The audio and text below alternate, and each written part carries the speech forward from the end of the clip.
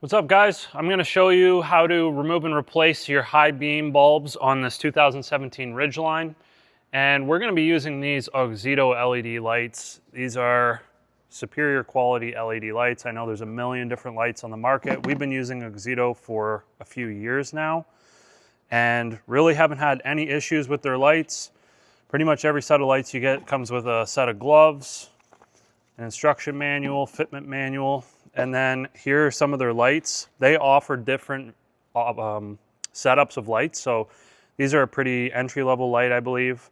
Aluminum housing, cooling fan built in, LED on both sides, nice rubber seal, direct plug and play. You don't need any converter box or nothing like that. We just plug them right in. So we're gonna be using those and we'll show you the difference. We'll do one side and leave the other side. First thing you gotta do, pop your hood. Then that's going to get us to this area. Now, this side's pretty simple to do. You don't have to remove any covers or anything. However, the driver's side, there's going to be a plastic cover that goes over this. This one's missing on here, so I'm not exactly sure what needs to come off, but it looks like based on these plastic clips right here, you probably just have to pry it up, I'm guessing. I'm sorry it's not there. Otherwise, I would show you. Once you get that cover off, the next thing you got to do is remove this air duct. So you can see we've got some clips in here, and these might be aftermarket ones. I'm not 100% sure, but we're just using a little trim tool. Pop these up, and I'm hoping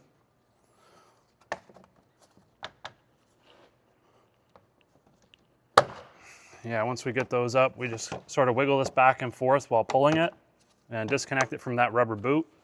That's going to open up all that room to be able to get into the back of the light. The high beam bulbs are going to be the most inner ones, and they're a 9005 on this vehicle. So let's just do this side. There's a blue connector that's down in there. So you're going to just go ahead, grab it and turn it counterclockwise, and then you'll be able to pull it out. I just kind of give it a little wiggle. Then there's a button that you got to depress on the connector. It's located right here. You just push that in.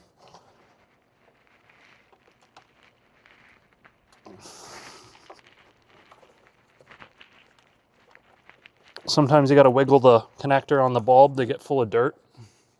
Now that that's out, we'll just grab one of these new lights and we'll go ahead and plug that in.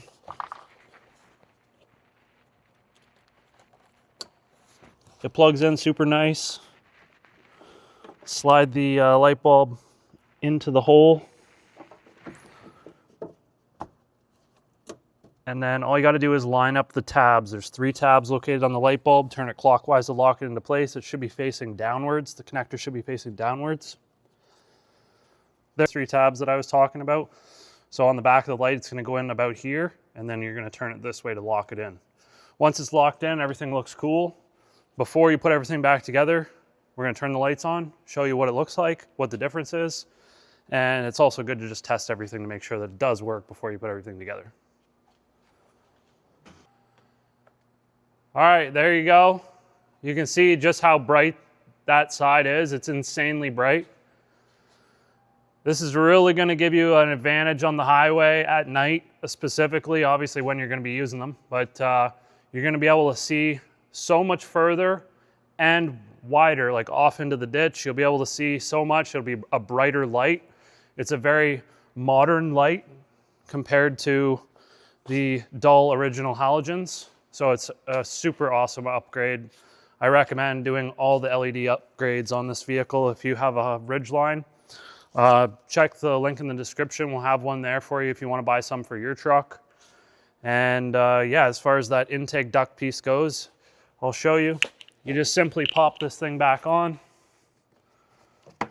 make sure it's seated, line those clips up, and then just push them back down.